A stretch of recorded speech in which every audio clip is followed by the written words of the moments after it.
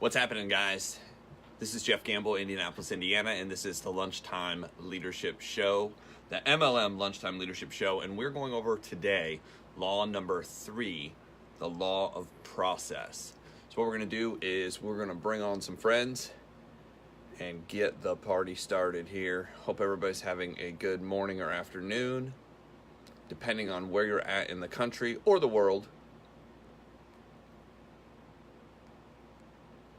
Getting some of these invites out. Appreciate everybody for jumping on.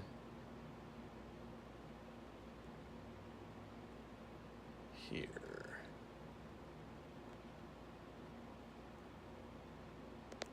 All right. Got lots of people jumping on here. Got to roll back here, find Bess here. It won't let me go backwards. Why will it not let me go backwards?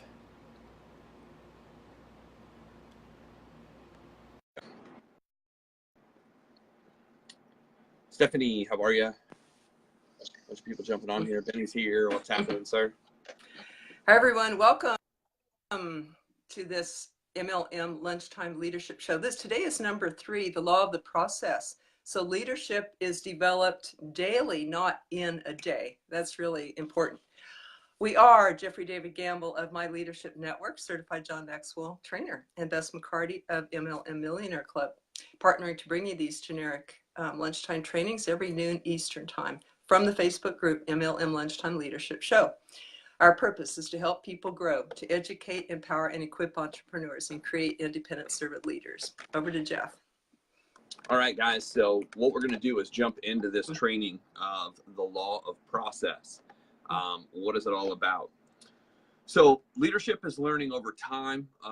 Leaders are really always learners. You'll always find these are the people with the books. They said that the average CEO in America reads approximately 60 books a year. That's approximately 5 books a month. Do you have to read at that level all the time? No, hopefully not. But if you want to, lead a group of people, it makes sense that you want to be out in front, that you're out doing what it takes. So Bess already went over leadership develops daily, not in a day. This isn't something you can learn in 1 second, 1 minute, one training, one series of training. That's why we're actually repeating this training, because these are lessons that over and over and over again, like going to the gym. We talked about that at the very beginning of this training. Like going to the gym every single day. It develops over time. I look on Instagram at I follow several people, several bodybuilders, several fitness people, and it's amazing to see their transformation over time. Once you get to a certain point, it's actually hard to see the transformation. It's little 1% things, but the massive transformation. Here's what I found. Most of the time it can happen in a 2 to 5 year period of time. You'll find that most people succeed greatly in a 2 to 5 year time frame, especially inside of direct sales. You'll see this. Now, it doesn't mean that the day they get started will be that clock that starts off, but it's from the day that they not get in, but it's from the day that they actually get started doing the right things. What my mentor taught me is typically it takes a while to find the right things to do, and then you have to do the right things long enough over an extended enough period of time to actually see those kind of results. Julie's with us. What's happening? So let's get into this. Leadership is like investing. It compounds. If you've ever seen The Slight Edge, or you've ever seen The Compound Effect. I love the book, The Compound Effect, because he talks about doing little things the right way every single day, and how that compounds over time. Whether it's investing, whether it's eating correctly, whether it's bodybuilding, whether it's, even a musician. You'll see that repeats the same scales over and over and over again, and they speed up and they speed up and they speed up. Eventually getting to a point, Heidi's with us, what's happening? Eventually you get to a point where it sounds like music. If you ever see somebody in the beginning compared to somebody who's 6 months in, who trains every day, it's amazing that it goes from, seemingly not sounding like music to actually sounding like music. How do you learn the law? Well, one of the things you can do is actually, subscribing to our channel. Subscribing to our channel, the MLM Lunchtime Leadership Show, will help you basically start learning these laws.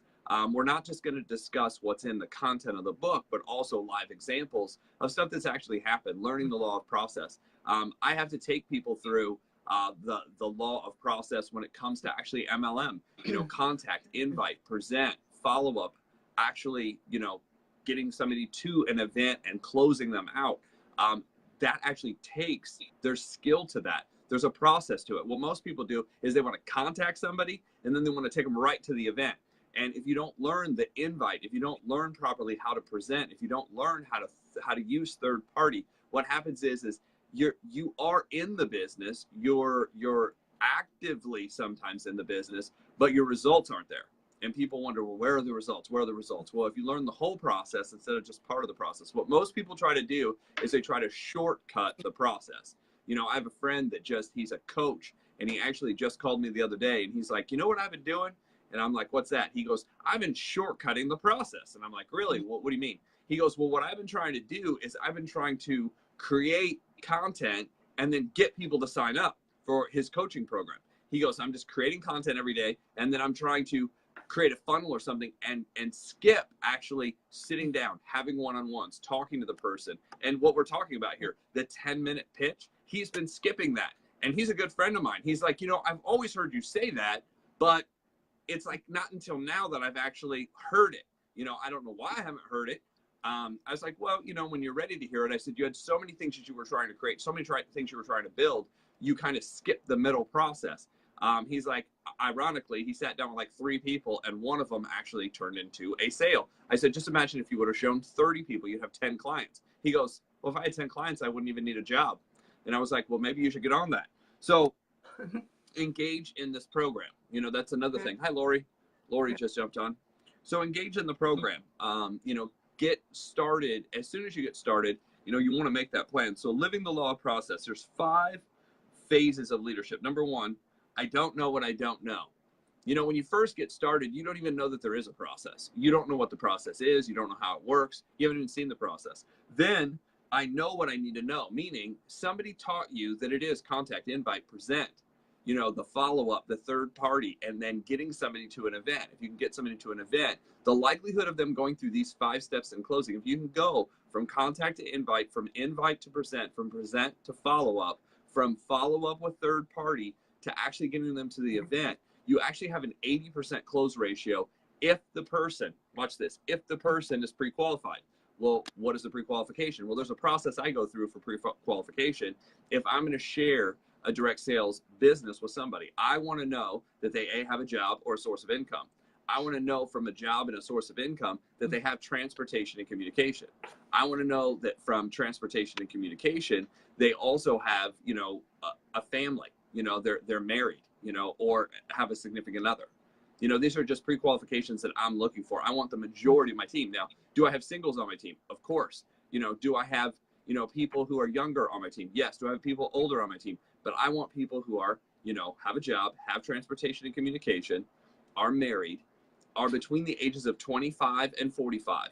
Now, 25 and 45 are the people who usually at that point, you're like, I'm looking to, get ahead. I'm looking to advance. I'm looking to grow. I need to figure this out. Now, the reason I picked that age group is because there's a guy by the name of A.L. Williams, and he pointed out that if you try to pick people who are too young and there's a party or a seminar, they go to the party over the seminar. They go to the concert over the seminar. They go to the movie over the seminar or over the training. Now, the reason they do that is simply because most people are more concerned with entertainment than they are education.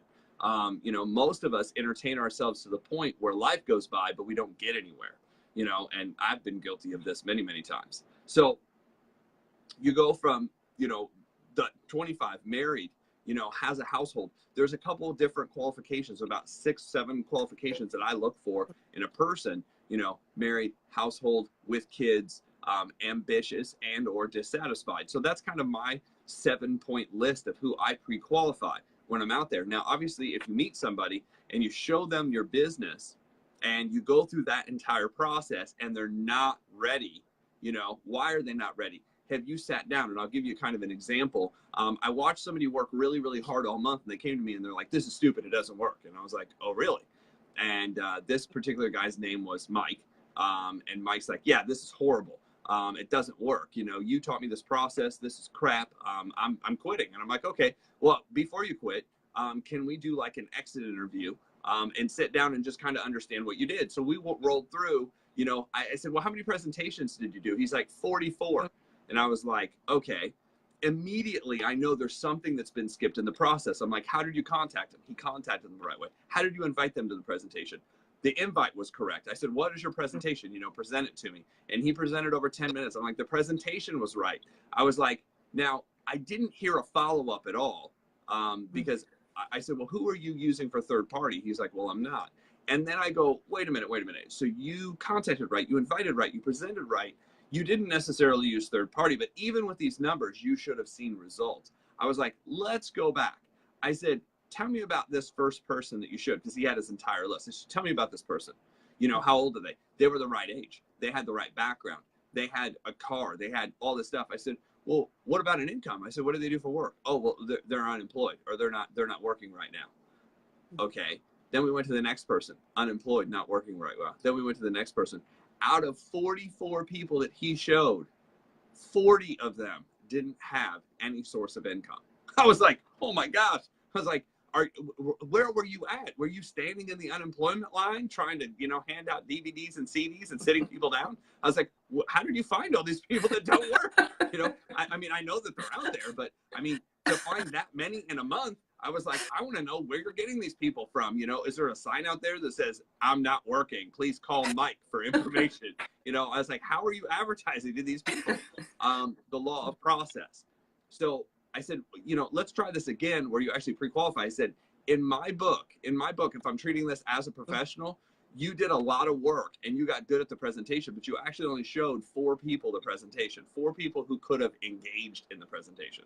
He's like, well, I thought it'd be a real good idea to show the unemployed, to give them something to do. I said, there is a reason that those 40 people are unemployed right now. Either they're unwilling to work, or, you know, timing wise, they're not ready to work. The 2 hardest people to sponsor, the 2 hardest people to recruit are people who are just got a job and people who just lost a job. If they just got a job, they've been lied to, they've been told all this great stuff about how it's going to work. And it takes about 6 months for that to sink in, 6 months for the politics, 6 months for the pressure, 6 months to realize that they're not really getting ahead. And then the person who just lost a job is looking to replace the basics. If you don't have the basics, you don't sleep well. If you don't have the basics, you don't focus on anything other than figuring out a way to take care of the basics. And typically an opportunity or a job, just because programming has programmed us not to look at it. It's not that you can't do it. I know people who have been unemployed, gotten involved in direct sale, and actually made it. But to handle the emotional ups and downs of running your own business is very, very rare. Typically, you want people to have that base. I say have the base and take care of the basics with your job. You know, take care of safety and security with your job. But when it comes to belonging, when it comes to accomplishing, use direct sales to accomplish those things and then go help other people. So back to this, I need to know what I need to know. Number 3, I know what I don't know. You know, I know what I don't know. I know there's things out there that I don't know and I need to know. You know, I know that there's leadership principles. I know that there's a different follow-up process that I don't know. I know that there's third party and I'm uncomfortable at using it or uncomfortable engaging. So that's where you have to have a growth plan. You know, what is your plan to figure this out and grow? You know, for some of us, you know, we're able to join, you know, this show. For some of us, we're able to read a book. For some of us, we have a upline or a team support that will step in and answer these questions and actually train us on this stuff. But I found so many people, in fact, 70% of the people inside of direct sales don't have that sort of mentorship. They don't have somebody coming in and helping them. So you need a growth plan. Number 4, I know when I grow, and it actually starts to show in my results. So when I sat down and started training some of these people who have come to me and said, you know, I can't figure this out. And we go through this process and we finally learn the process and I walk them through 30 days, 60 days, 90 days. What I found is anybody that completes that 90 days and does those things, contact, invite, present, follow up with third party and gets people to events. Anybody that does that process over 90 days, there's a certain number you have to break. And the number is 2 things. The number is breaking attrition and the number is to be able to create momentum. Those two things you have to be able to do. If you don't hit a certain number, if you don't pass a certain number, you physically can't get there. I've watched people do it for a complete year, kind of at half speed, and they can't break attrition. They can't get momentum. Therefore, their group, their team, it never takes off. You know, they're doing, watch this, they're in the right place at the right time, doing the right activity, but not enough of it. And it just won't take off. The process is correct, but they don't have momentum, so it just doesn't launch. So, you know, I know when I grow and it starts to show is when you break those numbers and finally get it. And then 5, I simply grow because of what I know. You know, at a certain point, you actually have watched it happen. You now know it because you've done it, and now you're able to turn around and produce it in other people. So with that, that's the first part. We have a whole nother section, but I'm going to turn this over to Bess for her thoughts on the law of process. Okay, thanks, Jeff. That is so good. I want to say hi to Benny, Kevin, Lucy, Joyce, Mihai, Denise, Julie, Heidi, Kareem, and Nancy. And Mihai points out 2 things about leadership, that leaders see things that others can't, and they have that natural clarity. Thanks, Mihai. You always add such profound things. So the journey, you all have heard, you know, it's the process, not the product that matters, and the journey, not the destination. And it's who you become in the process that is more important than actually getting there. That maybe, you know, something bigger in life sort of tricks us into developing ourselves and learning and growing by giving us goals to go for. And the important thing is not the goal, but the process is actually more important than the product. So my own experience with this recently was that my goal was to let people know about the class that Jeff and I are teaching on Sunday nights. And I had a certain attachment in my mind to filling the class and helping this many people this month and this many people next month. And I realized that it would be better for me to fall in love with the process of prospecting for this class rather than the end goal and the number. And leave that, that's not my business how many people join. My business is to let people know, like, just like in network marketing, present. And so I began to, but when I did that, I began to fall in love with the presenting and with the people. Oh my goodness. And with helping the people rather than focusing on the goal in the class. So I just enjoyed making my calls to old friends I hadn't been in touch with, old students, clients. And one lady commented to me, this is my favorite one. I got a lot of great comments, but one of them was, I prayed for something great to happen today, and your call is it. And another fellow, this is perfect timing. I needed this. So does my team. We need new momentum, which is exactly what our class is designed for. I'll put a link in the comments. However, if you can't find that link, some people can't.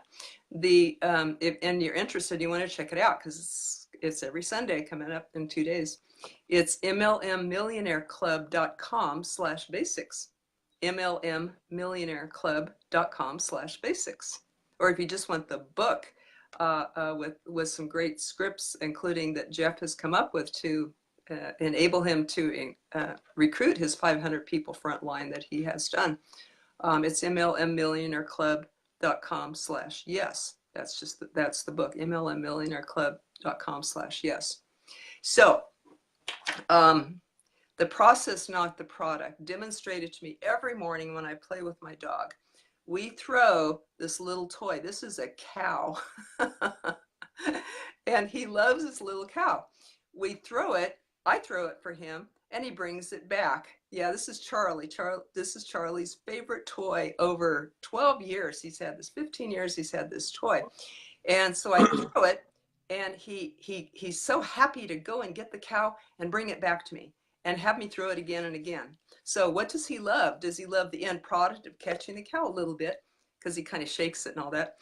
But he brings it back to me. His favorite part is the chase. So it's not the goal so much as he loves the chase. So much that he will surrender the prize so that he can have it. He'll give up the prize so he can have it thrown again so he can keep doing what he loves, which is the chase. And so isn't that like, I'll turn this over to Jeff. Yeah, let's hear from him right now. Okay, so guys, Bess's point of falling in love with the process is what it's really all about. So how do you live this law of process is one of the questions. What is my plan for growth? There's two plans for growth that you need. The plan to grow your business, but it starts with the plan to grow yourself.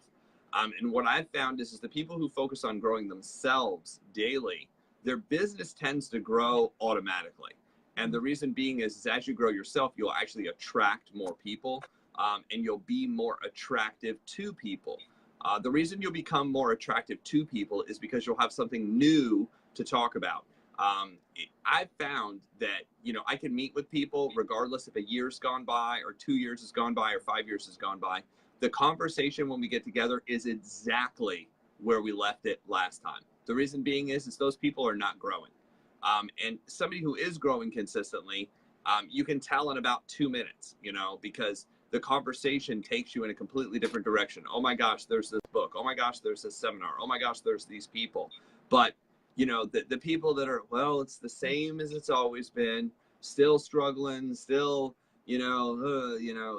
it's just, the throw up the garbage, the trash, it's almost like they just cut a line right over their head and they empty it and then they just start pouring trash into your head as well, with the garbage and all the junk.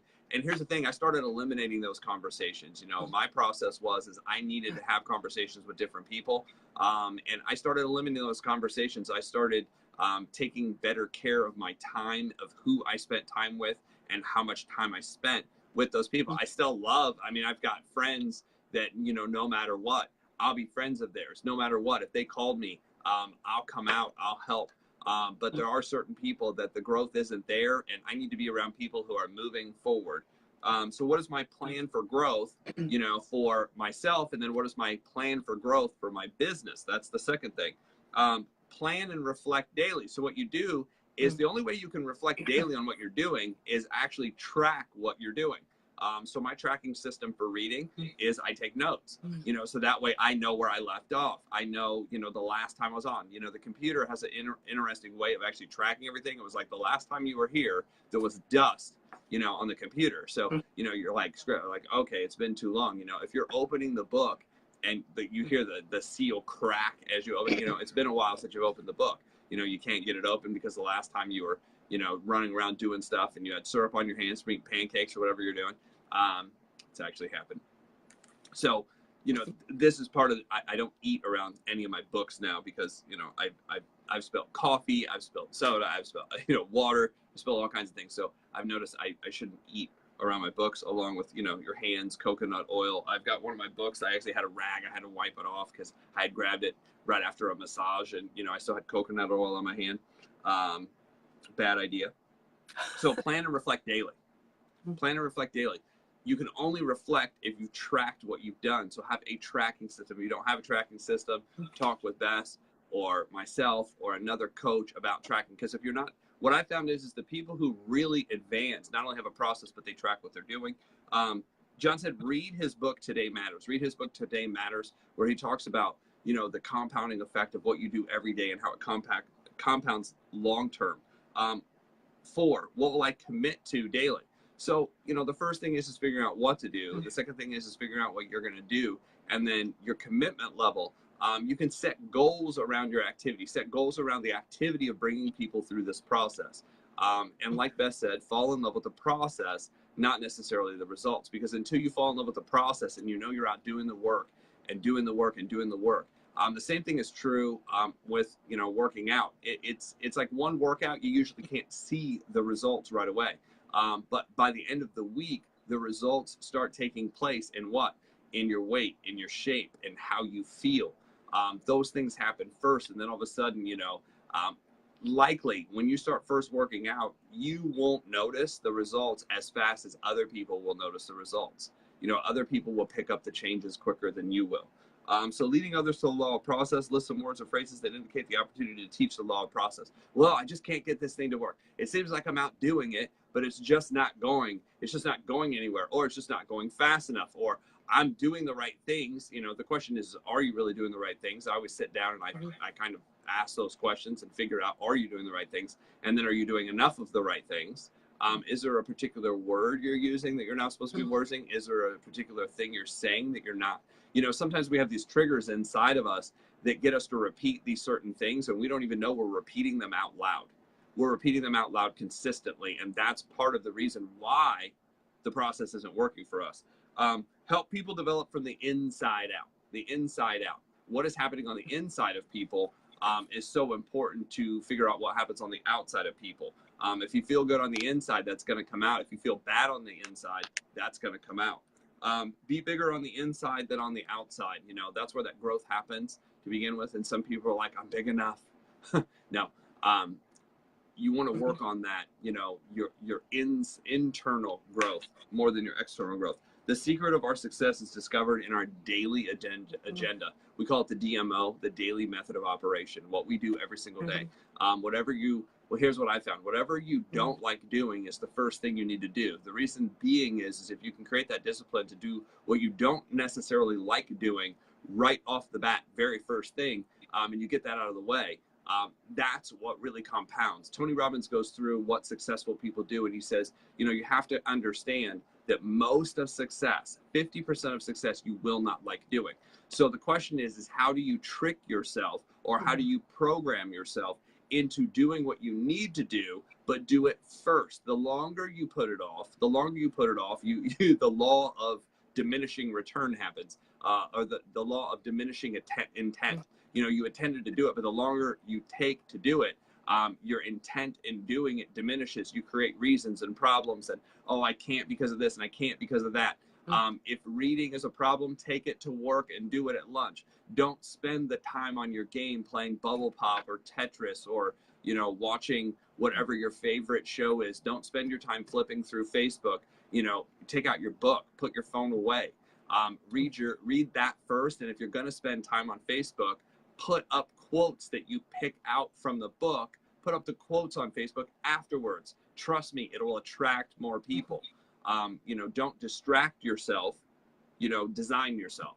So with that, I'm going to turn this back over to Bess for some closing thoughts before we wrap this one up. Gosh, this is so good. If you're watching the replay, we'd love if you type replay. Thank you for the likes and loves that you're sending in. If you're getting value, we'd love if you share, like, comment, because we want to reach as many people as possible. Thank you for being here and being a fellow leader with us. Hi, Dawn. How are you? How's everybody? How's little Torin and everybody?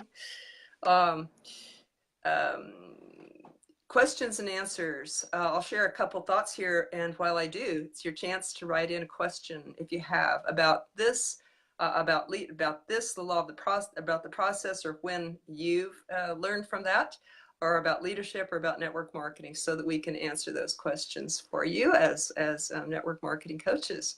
Love to also hear your insights and your tips and your takeaway. What's one thing that you got today that you could share with the group?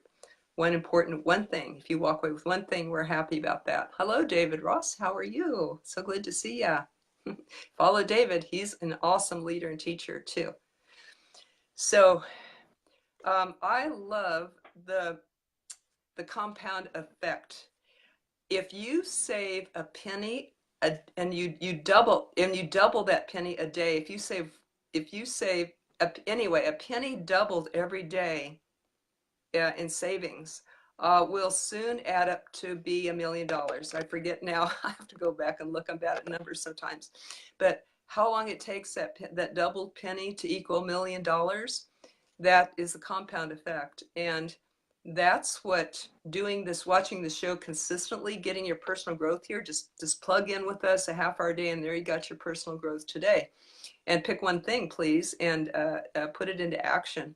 But doing personal growth consistently every day is one of the things that are involved in the law of process. And another thing is doing your presentations every day. And like Jeff said, you have to break attrition, and research has shown that takes 2 presentations a day just to keep ahead of attrition, and more than that, maybe 2 to 5 to gain momentum. And the reason that he suggested tracking it, both your personal growth and your presentations, is because, being human, we usually think that we do more than we actually do. people say, oh, I've been presenting, I've been talking to people.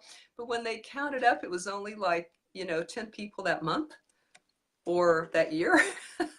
So, it seems like we do more in personal growth too. So that's why we track it and why we pre-qualify. And it's like building muscle, like we were saying. Jeff showed, he's a bodybuilder, showed us his biceps, and I said, Jeff, did you get that muscle by lifting a weight once? No. So that's what it is. I wish. What's that? I said, I wish. I wish. It could work like that, but it's compounding, and the effect builds. That muscle builds. You have to build new muscle upon the previous, and so on. So it's what we do, not just what we do, but what we do consistently and repetitively that builds upon itself. You want to plug into easy personal growth, go to the Facebook group, MLM Lunchtime Leadership Show. And if you're not a member there, request to be a member, because then you get notified every day about the show. And if you want to be on my text list, where I text people right before the show to make sure you don't miss it, just private message me and we can get you on that. And did you know that we have all the replays on YouTube? They're like all listed all in a row, and they're all closed captions. So if you want to go back and catch any of those, I'll put the link to that. It's real easy to see the past replays, but mainly keep up with us, because we're going to repeat them. We're going to go deeper every time, dig deeper. And so come back and repeat these. We're on law number 3 today of the 21 irrefutable laws of leadership. And Julie Faust says, follow up with third party is the key. I pre-qualify, but don't prejudge their age and so on. Are you saying that that should not be part of the law process? I need to track presentations and do 2 to 5 a day. Let's see. Did you read that completely, Jeff, to answer that? Julie? Yeah, so I think what Julie's asking is do you prejudge age? No, I do not prejudge age. What they're saying is if you're going to, specifically go out and contact, you just go out and contact, but what you're trying to develop is 80% of your organization being from ages 25 to 45. But you're obviously going to attract who you are, not necessarily what you want. So some of us are going to attract a younger crowd. Some of us are going to attract a middle ground crowd. Some of us are going to attract an older crowd. The idea is you want to attract everybody. So the more well-rounded you are, the more experience you have, the more you're able to kind of hit and attract anyone to come on board. And that's kind of the purpose is, it's everybody. But, we focus on a certain area of the group. And the reason being is if they're too young, they're interested in entertainment over education. If you get to a certain point, 50, 55, 60, what you start hearing is people start talking about downsizing. People start talking about getting rid of. People start talking about the end. Oh, well, when I retire, I want to do less. I don't want to work as hard. I don't want to have to drive these miles. I don't want to have to talk to as many people. What happens is people put their dream on the shelf and they say, okay, I'm ready to be done. I've talked to people who are 45 and start having that conversation with me. They're just like, oh, well, we need to cut back and we're trying to downsize. We're trying to get rid of stuff. That's fine if that's your conversation, but that is not attractive to building a business. So that's why he said, focus your energy. But here's the thing. There's no discrimination. I've watched somebody 18 tear it up. In fact, I just was looking on the top network marketers, the top direct salespeople of all time. There's a 25-year-old kid that's now on the list. I mean, there's several people under the age of 30, but there's a 25-year-old kid on the list making $113,000 a month. He's at $1.3 million already. He's in the top 200 earners of currently right now of the world of direct sales. So anybody can do it. 25 years old, he just hit 25. So he actually got started when he was 22. There are some people who are figuring this out at a younger age. So don't disqualify anyone, especially now with technology. Certain people are able to jump in and figure this out. It's just ridiculous. So that's, I think that's kind of the lesson to learn is, talk to everybody, concentrate and focus if you can on building that team of people that's, right there in the middle. And really, I'm just looking for somebody who's ambitious. I was listening to a guy last night.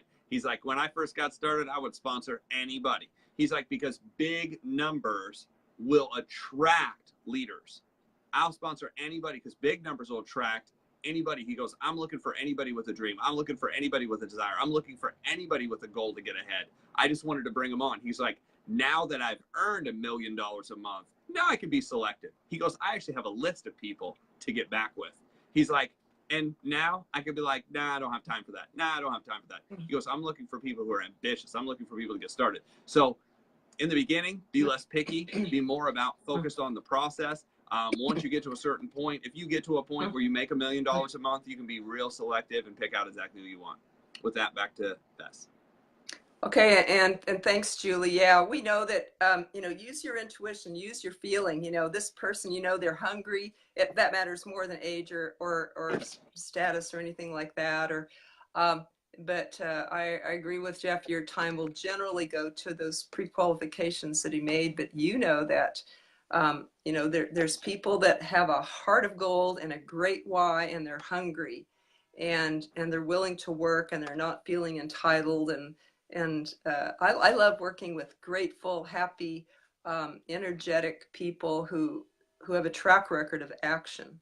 So you might look for these things, like he summed that up in the ambitious or dissatisfied category. So for people who maybe don't like, like you mentioned, Tony Robbins says 50% of what you need to do, you're probably not going to like.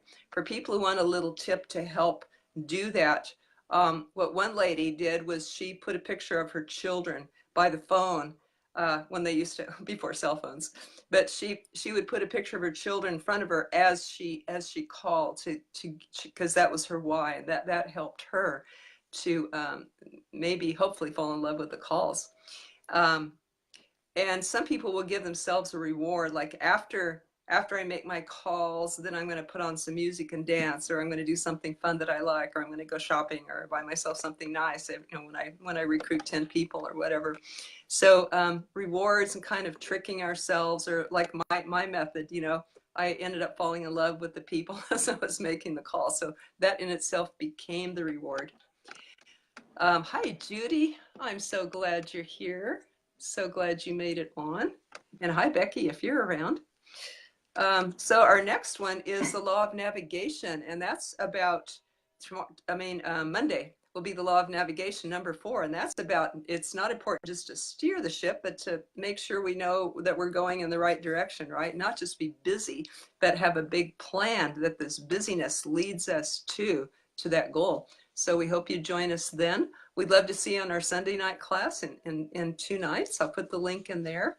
And anything else, Jeff?